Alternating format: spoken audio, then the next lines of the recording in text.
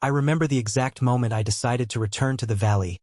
a place that had been etched into my memories like a secret no one else could understand,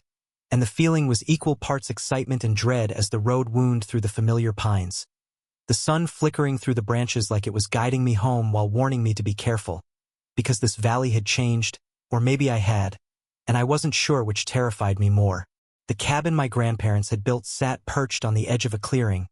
its weathered wood glowing in the afternoon light, surrounded by the rolling hills and hidden meadows that once seemed endless when I was a child. And I could feel the pulse of the land beneath my feet as I drove closer, my hands gripping the steering wheel tighter than necessary, remembering the stories of the HOA president, Karen, a woman whose name alone had become synonymous with rules, complaints, and control, and who had terrorized anyone who dared step outside her narrow version of order. And somehow I had survived her reign of intimidation years ago without ever imagining I would have to face her again. As I turned the last bend, I saw her, standing near one of the smaller cabins, clipboard in hand, sharp eyes scanning the neighborhood like a general inspecting her territory.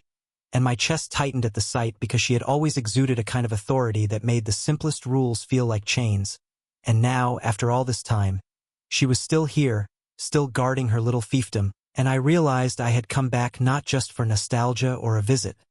but to confront the person who had made life difficult for everyone who didn't fit her image of perfection. The valley looked peaceful, almost untouched, but I could feel the tension in the air, a quiet hum that told me stories of past conflicts, of neighbors whispering about her tantrums over paint colors, fence heights, and garden arrangements. And suddenly I understood that this visit was never going to be ordinary, because the valley itself seemed to hold its breath as I drove up the familiar gravel path toward the cabin, and I could hear the crunch of the stones beneath the tires like a drumbeat, marking the beginning of something significant. I parked near the gate and stepped out, letting the wind brush against my face, carrying the scent of pine, damp earth, and wildflowers that had grown unchecked. And I realized how much I had missed this place, how deeply it had shaped who I was, and how much power it still held over my memories, over my sense of self. Karen's head turned, and for a moment her expression froze, a mixture of disbelief and irritation crossing her face as her gaze landed on me. And I felt a quiet thrill, a small victory in that moment of recognition, because she clearly hadn't expected me to come back, and even less expected that I was no longer the same person who had once tried to comply with her arbitrary rules, that I had grown into someone who would no longer allow her to dictate my life. My footsteps on the gravel felt deliberate, each one carrying the weight of my decision to return, and I noticed the way her eyes followed me, sharp, calculating, tense, as though she were already planning the first of many complaints or confrontations, and I smiled politely, letting her see only calm, while inside I was bracing for the storm that was about to unfold. The cabin came into full view, its roof slightly worn, windows reflecting the late afternoon sun. But the air around it felt charged, electric with anticipation, as if the land itself knew that the balance of power in this valley was about to shift. And I could almost hear the echoes of old disputes, the unspoken grudges of neighbors, and the quiet frustration that had built up over years of HOA overreach. And I realized that returning here was never just about the cabin or the valley. It was about confronting an entire system of control that had left its mark on everyone, including me. I took a deep breath and remembered the countless letters, the calls, the whispered warnings from neighbors who had feared standing up to Karen, and I felt a surge of determination, knowing that this time, I had the upper hand, even if she didn't know it yet, because I was no longer just someone subject to her rules. I was someone who held the ultimate leverage, someone who understood the land, the valley, and the history better than she ever could. As I reached the gate, Karen stepped forward, her body rigid, her hands gripping the clipboard like a shield, and her voice, sharp and brittle, cut through the quiet afternoon when she said, "You're back." And I could hear the tension in her question, the barely concealed alarm that I had returned without warning, and I nodded calmly, letting her sense the weight of my presence without revealing the secret that would soon turn the entire valley upside down. And I realized that everything was about to change in a way she could never have anticipated. I could see her taking a step back, trying to maintain authority, but I noticed the slight tremor in her hands, the way her jaw tightened, the tiny flickers of panic in her eyes, and I knew that this was only the beginning. that the confrontation that would follow would be unlike anything this quiet valley had ever witnessed, because she had built her identity on control and intimidation, and now she was faced with someone who had returned not to beg for permission or follow rules,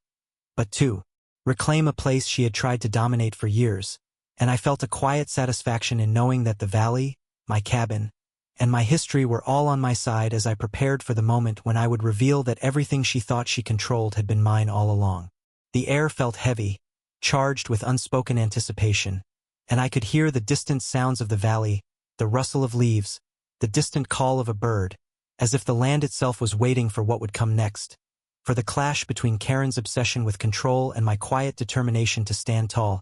to reclaim not just the cabin, but the entire valley. And in that moment, I knew that nothing would ever be the same again, because returning to this place was never just about nostalgia or a visit. It was about confronting the past, facing a formidable foe, and finally, stepping into the power I had always deserved. And as I looked at Karen, still frozen with tension and disbelief,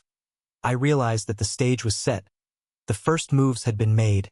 and the valley was ready to witness a story of confrontation, revelation, and the reclaiming of what was rightfully mine. The moment I stepped closer to the cabin, I could feel Karen's gaze drilling into me, sharp and unrelenting, and it was clear she was trying to assert control, even though I could sense the cracks in her composure, the slight quiver in her hands, the tension in her shoulders, and I walked slowly, deliberately, letting each step on the gravel announce my presence while keeping my expression calm and neutral, knowing that every inch I gained in her sight line was another inch of quiet power I reclaimed, because she had built her life on making others feel small. But I wasn't small anymore, and I intended for her to understand that without having to speak a word. As I reached the porch, the old wood creaking beneath my weight, I noticed her lips pressed into a thin line, eyes darting to the land stretching behind me, the hills and valleys that seemed peaceful but were loaded with unspoken potential, and I could almost feel her mind racing, calculating, trying to figure out why I had returned after all these years and what threat, if any, I posed to her authority, while I remained calm, letting the suspense hang in the air like a heavy curtain, because I knew that fear, even subtle, was a tool she would never expect me to wield without anger or confrontation, just presence. She tried to speak, to issue one of her usual commands about property boundaries, landscaping, or HOA rules, but her voice faltered as she realized I wasn't the person she remembered, that I was no longer someone who would cower or apologize for simply existing in this valley, and I let the silence stretch between us, giving her the uncomfortable space to sense that the rules she cherished so much might not apply to me anymore, that the power she had clung to like a shield against the world was meaningless when faced with someone who had returned stronger, confident, and unafraid. I could see her eyes scanning the property, lingering on the trees, the fields, and the distant hills, and I knew she was starting to grasp the truth, though she didn't yet have the words to articulate it, because Karen had spent so much energy controlling the visible details of the neighborhood that she had never stopped to consider the larger picture, the unseen boundaries, the history of the land, or the person who could wield ownership in ways she could never anticipate. And in that moment, I felt a surge of quiet triumph knowing that the tables were about to turn, that the power she had used to intimidate and belittle others was slipping through her fingers without my having to lift a hand. I stepped onto the porch and leaned against the railing, casually glancing at the valley behind me, and I could see her shift uncomfortably, crossing her arms as if to protect herself from a threat she couldn't quite define. And I let her stew in that realization, allowing her mind to race with questions about ownership, authority, and what had changed in the years I had been away, because I knew that tension was more effective than confrontation, more powerful than yelling or threats, and far more satisfying than revenge delivered in anger. The sun was dipping lower now, casting long shadows over the land, and I noticed her posture stiffen even further as the light revealed the contours of the property, the streams winding like silver threads through the green, the meadows open and unbroken, and I felt a deep sense of satisfaction in the subtle way she began to understand that what she thought she controlled was never hers to command, that my return wasn't just symbolic, it was literal, because I was no longer a visitor, no longer a neighbor playing by her arbitrary rules. I was the rightful owner, someone who could decide the fate of the land, who could see beyond petty regulations to the larger truth of authority. and I knew that she sensed this even if she didn't want to admit it. Karen opened her mouth, probably to issue some kind of reprimand, but her voice came out sharp and thin, trembling slightly, betraying the conflict between the habit of control and the fear of irrelevance. And I watched her carefully, allowing her to realize that her power over this place was a facade. And as her gaze flicked between me, the cabin, and the sweeping valley, I could see the panic creeping into her eyes, subtle at first, but undeniable, as if the world she had built with rules, complaints, and intimidation was suddenly collapsing under the weight of my presence. And I felt a thrill at the quiet inevitability of it all. I began walking toward the far edge of the property, letting my movements draw her eyes along the hills, the forest lines, and the hidden meadows beyond, and she followed reluctantly, clipboard held like armor, muttering under her breath about boundaries, regulations, and responsibilities. But the words had no weight, no teeth, because this time, the context had changed, because the valley, my history, and my claim were far greater than any petty rules she had invented, and I could feel her, struggling to comprehend how someone could return with nothing but confidence and ownership, and how that ownership could erase her perceived control without a single confrontation. As we walked, I allowed her to notice the small details that would have been meaningless to her before. The unlocked gates, the wildflowers growing unchecked, the fences that had sagged with age, and I watched her brow furrow as she realized that she had spent so much energy micromanaging trivialities while missing the bigger picture, while I had grown, expanded, and reclaimed what was always mine, and the rising tension between us became almost tangible, as if the valley itself was holding its breath, waiting for her to confront reality, for me to reveal the final truth she had no way of anticipating. When we finally reached a vantage point that overlooked the valley in its entirety, the sun catching every hill and shadow, I stopped, letting the view sink in, letting her take it all in, and I could see the moment the realization struck her, the split second where her confidence faltered and her control evaporated, because she was finally seeing the valley as it truly was, as I truly owned it, and she couldn't hide the panic rising in her chest, couldn't suppress the sudden understanding that her authority had always been illusory, and that her obsession with rules, boundaries, and complaints had blinded her to the reality that someone like me could exist, someone with presence, patience, and power that didn't rely on fear. The air between us became charged with the silent conflict of dominance and revelation, her shallow breaths betraying the storm brewing within, and I remained calm, letting the tension build like the quiet before a thunderstorm, knowing that when I finally spoke, the impact would be undeniable, because words were unnecessary when the weight of truth and presence carried far more authority than any HOA rule, any reprimand, or any attempt to assert control, and I felt a sense of satisfaction, knowing that the rising tension was mine to command, that the drama of the moment, the emotional stakes, and the silent war of recognition had reached a point where Karen could no longer mask the truth, and I realized in that moment that the valley was no longer just a place of memories. It was the stage for a confrontation that would change everything. For her, for me, and for everyone who had ever witnessed her obsession with control, and the realization of her helplessness in the face of my return was a tension so electric, so undeniable, that it seemed to pulse through the trees, the hills, and the cabin itself, marking the moment when the old rules finally collided with the truth of ownership, presence, and power as I stood at the edge of the valley, letting the wind tug gently at my hair and the sun illuminate every contour of the land. I watched Karen's eyes dart from the rolling hills to the distant cabins, her breathing uneven and shallow, and I could feel the tension, radiating off her like heat from a furnace, because in that moment she understood that what she had built her identity on,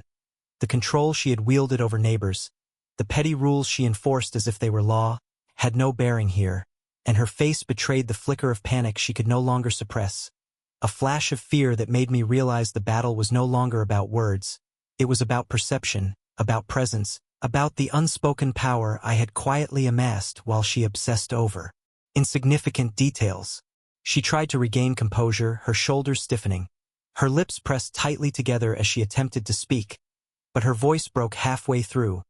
a brittle sound that carried neither authority nor conviction, and I could see the wheels turning in her mind, calculating what leverage she might still have, if any, and I felt a quiet thrill knowing she was grasping at illusions that I had long ago discarded, illusions that gave her the false sense of dominance that now threatened to crumble entirely under the weight of my return. I started walking down the slope toward a small clearing where the creek ran clear and fast, letting my boots crunch softly on the undergrowth, and I could feel her hesitation with every step I took, the way her hands clutched the clipboard as if it were a lifeline, the way her gaze lingered on me with a mixture of suspicion, disbelief, and simmering anger, because she was realizing in real time that the balance of power she had always relied on was slipping, and that her obsession with micromanaging my former neighbors had blinded her to the possibility that someone could return with calm confidence, ownership, and authority that had nothing to do with her rules. I led her toward the creek, letting the water glint in the sunlight, its path cutting through the valley like a silver thread, and I could see her eyes widen as she tried to take in the expansive land, the forested hills, the meadows stretching beyond the sight lines she had once claimed to control, and the panic in her movements became more pronounced, the tilt of her head, the sharp inhale of breath, the subtle tremor in her hands, because she had never imagined a world where the rules she had enforced with such zeal were irrelevant, where a single person could claim the land she had only been able to observe from afar. As we reached a stand of oak trees, I stopped, letting her scan the area fully, and then I let my words cut through the silence, soft but deliberate, carrying more weight than any shout could. You always thought you had control over this valley, but control is nothing without ownership, without history, without the right to stand where you are and know you belong. Her jaw tightened, her eyes narrowing, and I could see her heart racing as she realized that I wasn't bluffing, that the calmness in my voice hid no deceit, and for the first time,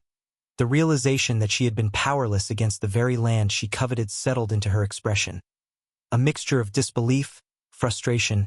and a dawning understanding that she had spent years fighting a war she could never win. She tried to interrupt, her voice rising slightly, but I held up a hand, letting the tension stretch, because I wanted her to feel the weight of her own hubris, to confront the truth that she had underestimated me at every turn. And as the sunlight glinted off the creek and the rolling hills, I could see the moment the fear started to blossom into fury, the lines around her eyes deepening, her knuckles whitening on the clipboard, because Karen had always equated rules with power, enforcement, with respect and confrontation with victory, and now all of that had dissolved in the space of a few steps down a slope toward a place she never truly understood. The deeper we went, the more I noticed her hesitation, the small steps backward, the micropauses as if she feared crossing some invisible line, and I realized she was beginning to sense that this confrontation was no longer one she could manage, that every attempt to assert authority only highlighted the difference between her obsession with trivial control and my quiet mastery of the land, and it was intoxicating in a way I hadn't expected. The sheer magnitude of tension as she tried to measure my intentions while I measured hers, both of us aware of stakes far beyond a simple HOA dispute. I led her toward a rise where the view expanded to the full sweep of the valley,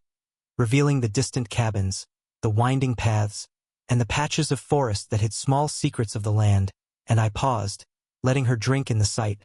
letting her realize that every inch she had once tried to dictate, every rule she had enforced, every complaint she had lodged,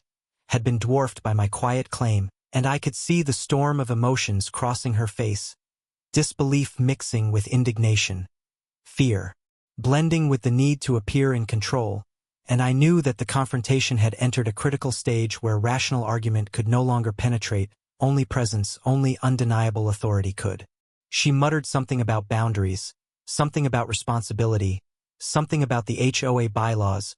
but the words were hollow, carried no weight, and I could feel her shrinking in my presence, even as she tried to stand tall, because she was finally seeing the consequences of underestimating someone who had returned not to negotiate, not to comply, but to reclaim, and I could see the tension in her body, the twitch of her fingers, the quickened pulse in her neck,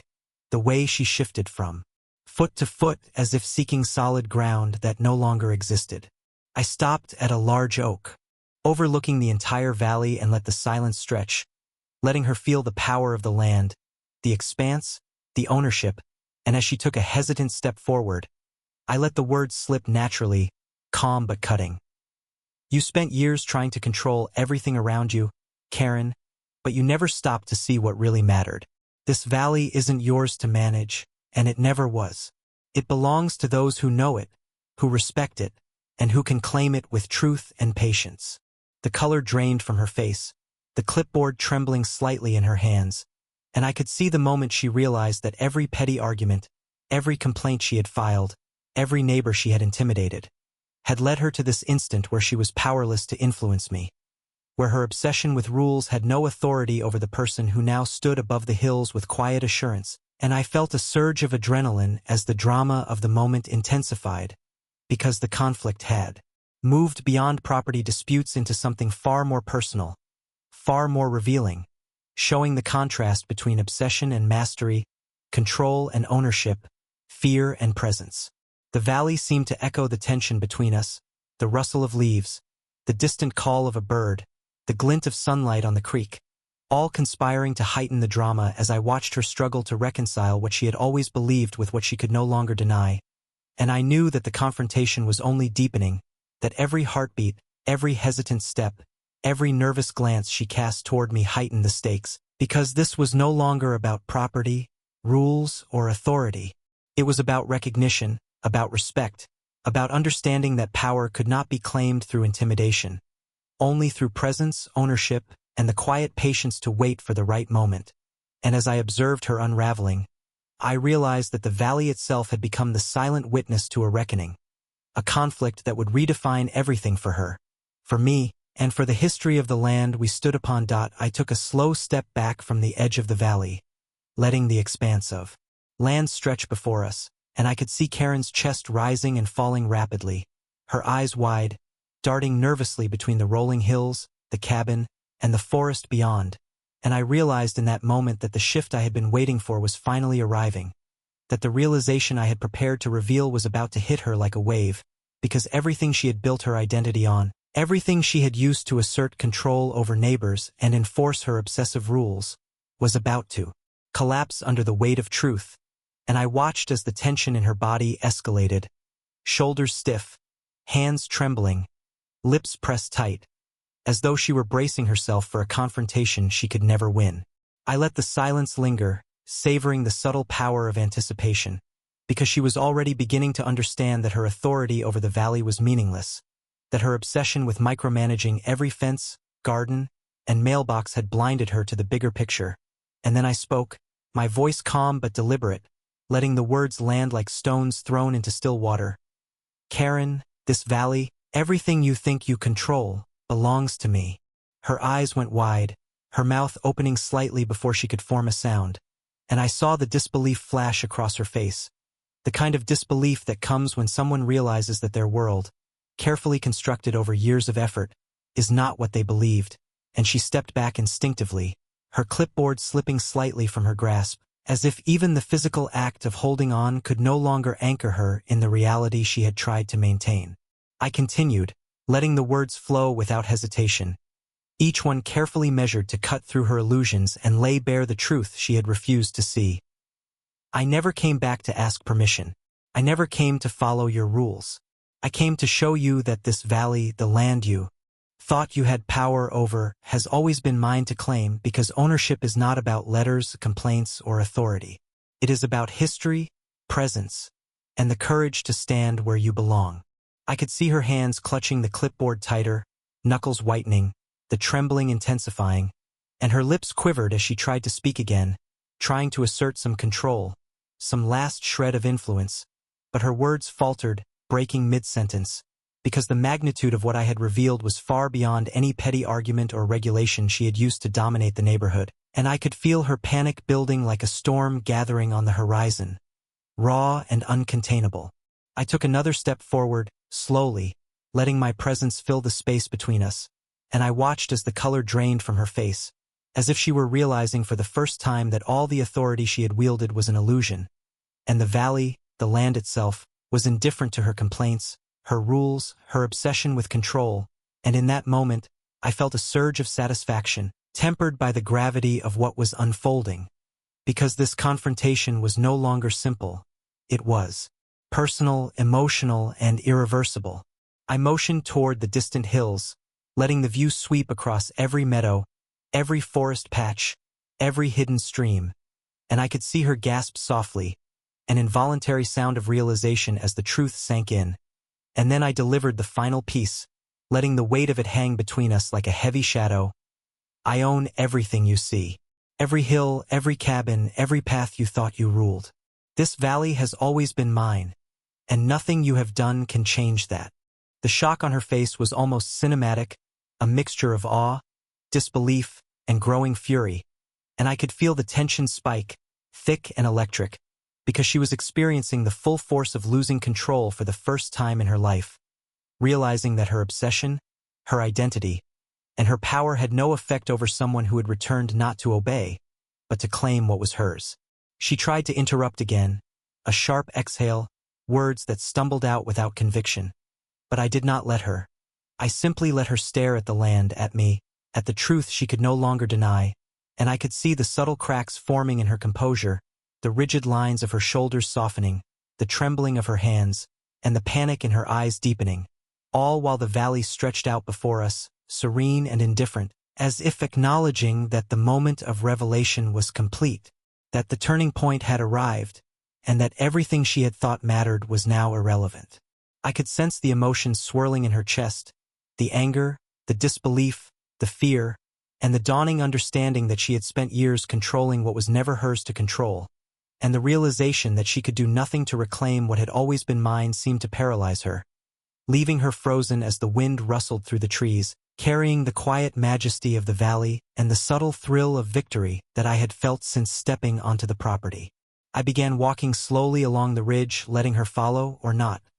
because at this point her compliance was irrelevant, and I could see the tension in her movements, the small step backward, the tilt of her head, the way her eyes kept flicking toward me, trying to read my next move, because the revelation I had delivered had shifted the entire landscape of our relationship, of the valley, and of her understanding of control, and I could feel the power dynamic pivoting in a way that made my chest tighten with adrenaline,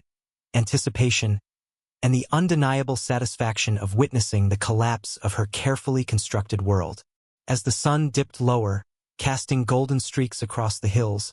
I let her take it all in, let her feel the helplessness she had avoided acknowledging for so long, and in the quiet between us, broken only by the distant call of a bird or the rustle of leaves, I could see the emotional storm building in her, the mix of anger, awe, and fear, because she was confronting the truth she had always refused to see, that the valley, the land, and the authority she had clung to were not hers to wield, and I, standing calmly, claiming the space and presence that had always been mine, had become the undeniable pivot point in this drama, the turning point that would determine not just the next moments, but the entire relationship between us and the future of the valley itself. The weight of the revelation hung heavy in the air, a palpable tension that made her shiver slightly despite the warmth of the afternoon sun, and I could see the shift solidifying in her posture, the way she backed toward the edge of the ridge, the subtle falter in her voice when she tried to speak again. All signs that the turning point had struck, that the balance of power had shifted irrevocably, and I knew that whatever came next, the stakes had been raised, the drama intensified, and the story of this valley, this cabin, and our confrontation had entered a new, electrifying chapter that neither of us could ignore or undo. I could see the storm in Karen's eyes as she stepped back from the ridge, the disbelief and fury colliding in her expression like two forces about to explode, and I knew in that moment that nothing I could say would calm her, that this was the peak of tension, the emotional and psychological climax where years of obsession, control,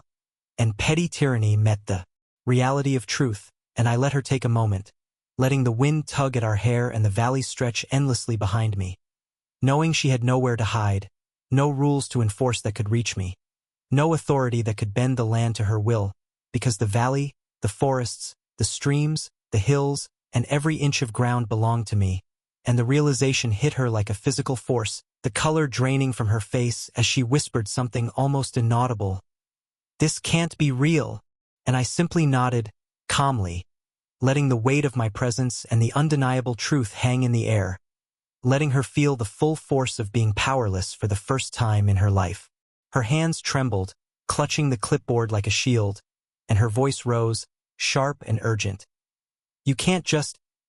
do this, the rules, the HOA, everything." But there was no conviction behind it, no bite, only panic struggling to find form, and I could see her faltering, the thin line between anger and fear blurring as she realized that her obsession with control, her endless complaints and letters, all the attempts to dominate the neighborhood, had amounted to nothing against someone who returned with ownership, history, and courage. Someone who understood that true authority did not come from intimidation but from presence, claim, and certainty. I took a step closer to the edge, the valley sprawling below us like a living canvas, every hill, every meadow, every stream a testament to what I had quietly reclaimed, and I let my voice carry softly but firmly. I have never asked for permission, never needed approval. This valley, my cabin, the land, it has always been mine to stand on, to protect, to claim. Your rules never applied to me because I was never beneath them. I am not here to fight. I am here to exist, and that existence is the only law that matters. I could see the flicker of comprehension cross her face, the moment she understood that her entire identity, built around being the enforcer, the gatekeeper, the one who held power over others, had no bearing on someone who had returned with true authority, and the fury that had been her armor now became a vulnerability, the panic bleeding through, her voice cracking as she tried one last time to assert control, but the words fell flat, meaningless, as if the air itself refused to carry them, and I realized with a mix of satisfaction and awe that the climax of our conflict was not a shouting match, not a dramatic confrontation of words, but the quiet, undeniable assertion of presence, claim, and truth. She stepped back, almost tripping over the uneven ground, and I could see her glancing around, seeking allies, witnesses, some form of validation or support. But there was none, the valley itself standing as the only audience to this moment, impartial, silent, and yet speaking volumes through the sweep of hills, the glint of sunlight on the creek, the endless reach of land that had never been hers to control, and I felt the tension tighten to its peak, the cinematic intensity of the moment, almost suffocating, the weight of the climax settling over us like a tangible presence. Karen's voice dropped to a shaky whisper. I don't understand. How did you? And I let her trail off, letting the words die in the air because the answer was written everywhere she looked, in the expanse of land, the ownership I held, the calm certainty I radiated, and I could see the immediate fallout begin, the emotional unraveling as she realized that every complaint she had filed, every threat she had made, every attempt to intimidate neighbors, had been powerless against someone who understood the valley, understood history, and understood presence. The clipboard slipped from her hands and landed in the grass with a dull thud, a sound that seemed almost symbolic of the collapse of her authority, and she reached down to pick it up, hesitated, and let it lie, as if even that act of holding on could no longer anchor her in reality, because the truth of ownership and power she had ignored for so long was now undeniable, tangible, and impossible to dispute. I began walking slowly down the slope toward the creek, letting my boots press into the earth, letting the movement show her that I had no fear, no aggression, only quiet confidence, and she followed at a cautious distance, the tension between us still electric, every glance and breath weighted with emotion, and I could feel her struggle internally, between fury at being exposed as powerless and the dawning comprehension that she had miscalculated completely, that the valley, the cabin, the land, and the authority they embodied could never belong to someone who had built their life on fear and rules alone. As we reached the creek, I motioned toward the water glinting in the sunlight and said, softly but with certainty, "Look at it, Karen. Every inch of this land has a history, a claim, a presence that cannot be dictated by petty rules. You can enforce letters, bylaws, and signage, but you cannot enforce truth. This valley has always belonged to those who understand it, not those who try to control it." Her shoulders slumped slightly, her eyes wet with frustration, a mixture of disbelief and reluctant awe, and I could see her struggling to accept the reality that she had been defeated not by argument or confrontation, but by the quiet certainty of presence, by someone who had returned not to fight, but to reclaim, to assert, and to exist in a way she could not counter. The immediate fallout was palpable, the shift in power almost violent in its clarity, as I could see neighbors emerging from behind trees and cabins, quietly watching, whispers spreading as they realized that the woman who had terrorized the neighborhood was now stripped of authority, exposed in the presence of someone who had returned stronger, calm, and undeniable, and Karen's attempts to assert herself became more erratic, more desperate. And yet, nothing could change the truth. The land, the claim, the undeniable pivot in the balance of power, and I realized that the fallout would ripple through the community, that the story of this day, of this confrontation, would be remembered not for shouting, threats, or petty complaints, but for the quiet, unyielding presence of someone who had returned to claim what was always hers, who had turned the tension into a turning point, and who now stood victorious not through aggression, but through the undeniable authority of truth, history, and ownership. And as Karen turned away, finally silent, defeated but still breathing, I looked out over the valley, feeling the wind in my hair, the sun on my face, and the weight of the climax settling into the land itself, knowing that everything had changed, that the fallout was complete, and that the stage was now set for the resolution, the quiet but undeniable confirmation that I had reclaimed not just my cabin, not just the valley, but the presence and power that had always been mine. After the storm of confrontation finally passed, the valley seemed to exhale, the wind softening as if the land itself recognized that the tension had resolved, and I walked slowly through the fields, feeling the earth beneath my boots, each step grounding me in the reality that I had reclaimed not only my cabin, but the valley, the history, and the quiet authority that came with true ownership. And as I looked back, I could see Karen standing near the edge of the woods, still tense, still trying to reconcile the events that had unfolded, and I understood that this moment was as much about her as it was about me, because she had been forced to confront the fragility of control built on fear and rules rather than understanding, patience, and presence, and in that realization, I felt a mix of compassion and relief, knowing that even in her defeat, she was still human, flawed but capable of change if she chose to learn from the experience rather than let it harden her further. I wandered toward the creek where the sunlight danced over the water, reflecting every hill, every tree, every corner of the valley I had come to claim, and I allowed myself to pause, to breathe, and to absorb the calm after the storm, because the truth was that confrontation was never my goal in itself. It was simply the pathway to reclaiming what had always been mine and to showing, quietly but undeniably, that presence and patience carried far more weight than rules enforced with arrogance. As I moved along the path toward the cabin, I noticed the neighbors emerging from the hidden corners of the valley, hesitant at first, then more confident, as if my actions had liberated them from the unspoken fear Karen had maintained for years, and I realized that the ripple effect of this confrontation extended far beyond the personal satisfaction of reclaiming the land. It was about restoring balance to the community, giving others the courage to exist without fear, to reclaim small freedoms that had been stifled under the weight of arbitrary rules, and that knowledge brought a warmth that mingled with the sunlight on my face, a sense of quiet triumph and purpose that extended far beyond any single victory. I approached the cabin, noting the way the familiar wood glowed in the soft light, the way the porch creaked beneath my touch, and I felt a deep connection to the place, a bond strengthened by history, memory, and the trials I had endured. And as I stepped inside, letting the familiar sense of pine and aged wood wash over me, I knew that the valley was not just land, it was a sanctuary, a testament to endurance, courage, and the quiet assertion of truth, and I felt a profound sense of peace in knowing that I had arrived here not as someone asking for permission or validation, but as someone who had stood firm, faced opposition, and emerged stronger, whole, and undeniably present. Later, as the sun dipped behind the hills and the valley was painted in hues of gold and amber,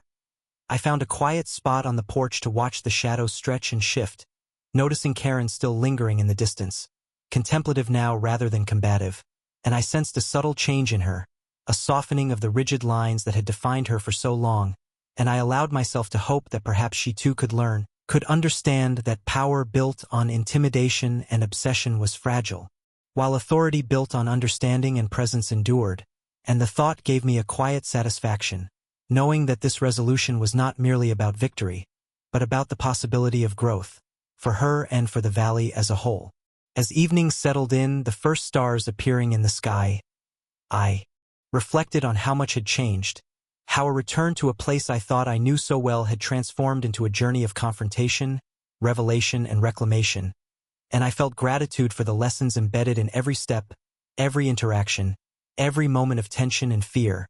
because they had shown me the strength that comes from standing firm, from trusting in what is rightfully yours, and from allowing the truth to speak louder than fear, rules, or intimidation. The neighbors who had once whispered anxiously now approached with tentative smiles,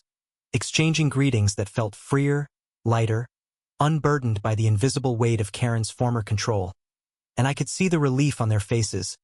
the quiet acknowledgement that the valley was not a place of conflict but a space where presence, patience, and respect mattered more than compliance with arbitrary rules, and that realization filled me with a sense of accomplishment that was deeper than any fleeting victory. It was the fulfillment of reclaiming what had always been mine, while creating space for others to thrive alongside me. I lingered on the porch, letting the night settle fully over the hills, the stars reflecting in the creek below,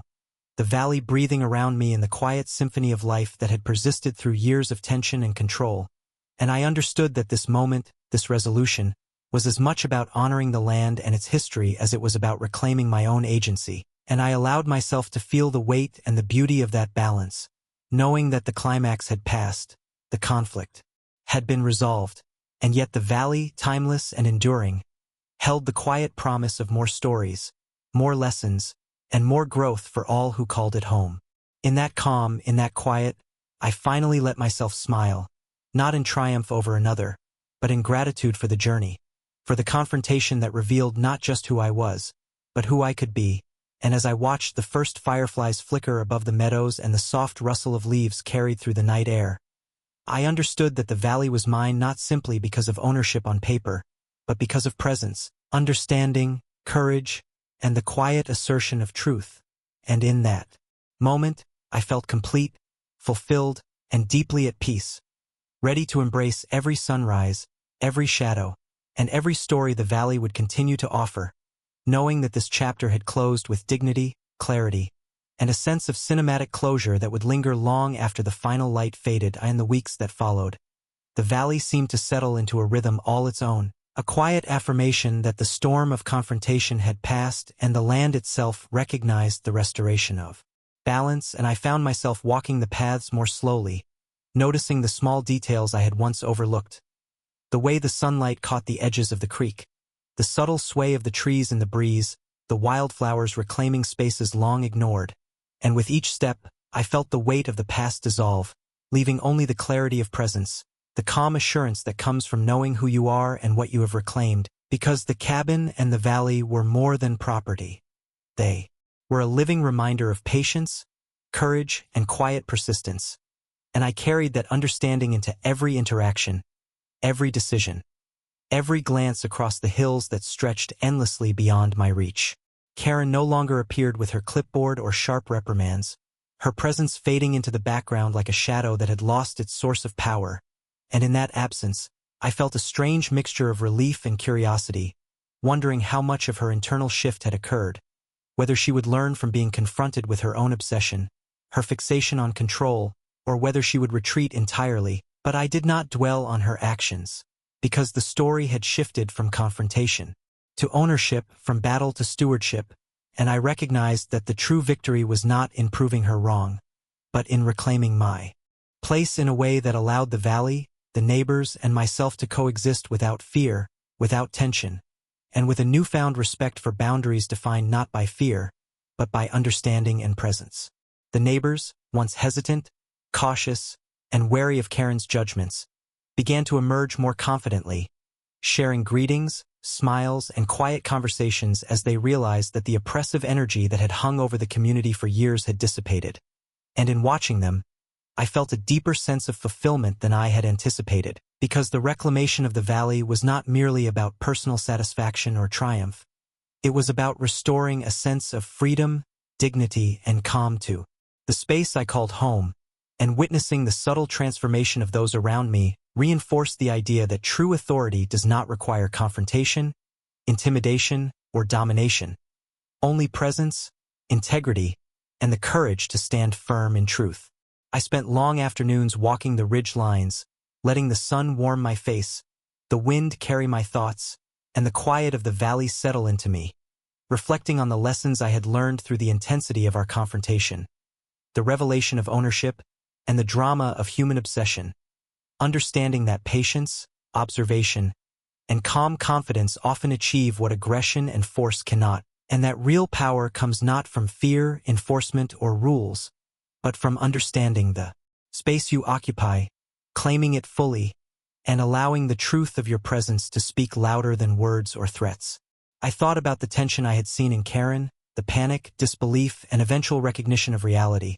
and I realized that confrontation is rarely just about conflict. It is about reflection, awareness, and growth, both for those who wield power and those who challenge it, and I carried that awareness like a quiet compass, letting it guide my decisions, interactions, and the way I allowed the valley to shape my life and my perspective on ownership, responsibility, and the subtle but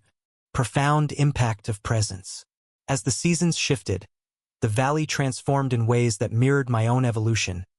the green of spring giving way to the gold of summer, the crisp browns of autumn, and the soft white of winter, each cycle reminding me that life, like the land, moves forward, and that the moments of confrontation, revelation, and reclamation were part of a larger story, one of endurance, patience, and the quiet assertion of self, and in that understanding, I found a sense of peace, knowing that the past had taught me how to stand firm, the present allowed me to inhabit my space fully, and the future offered endless possibilities for growth, stewardship, and reflection. I began to think less about proving anything to others, less about their judgments or fears, and more about the relationship I held with the land, the community, and myself, cultivating a sense of respect, patience, and awareness that deepened with every walk along the ridge, every glance at the creek, every breath taken in the calm air of the valley, and I understood that the true measure of what had transpired was not the drama of the confrontation, but the lasting change it produced in me, in the people around me, and in the quiet reclamation of what had always been mine. In the evenings, as the sun dipped below the hills and the sky was painted in soft hues of pink and gold, I would sit on the porch of my cabin, sipping tea, listening to the wind rustle through the trees, and I would reflect on how fragile obsession and control are when confronted with patience, presence, and quiet authority, understanding that the lessons of the valley were more than property disputes. They were lessons in life, in courage, and in the ways that human behavior is shaped by perception, experience, and the willingness to stand firm in truth. I thought about the way Karen had reacted, the storm of emotion she had carried, and I realized that her journey, though unresolved for her, had become part of the tapestry of the valley, a reminder of what is lost when fear and obsession drive behavior, and what is gained when presence, patience, and understanding guide it. And in that reflection, I felt a sense of gratitude for the valley, for the confrontation, for the reclamation, and for the clarity it had brought to my life, reinforcing that true ownership in land or in life is never about domination, but about presence, patience, courage, and quiet confidence. As night fell and the stars began to appear above the hills, their light reflecting in the creek and glinting off the leaves, I felt the full weight of the lessons I had learned, the long-term consequences of confrontation, the satisfaction of reclaiming what was mine, and the profound peace that comes from understanding and embracing your place in the world fully. And I realized that this valley, my cabin, the neighbors, and even the memory of Karen's obsession had all become part of a story, far larger than a single conflict, a story about patience, presence, courage, and the quiet yet undeniable power of being true to oneself. And in that awareness, I let the wind carry away the remnants of tension, the echoes of confrontation, and I allowed myself to simply exist in the valley, calm, fulfilled, and deeply aware that some victories are not shouted or displayed. They are lived, breathed, and carried forward in the quiet certainty of knowing you belong. And as I closed my eyes for a moment, feeling the night settle fully around me, I understood that the aftermath was not just an end, but a beginning,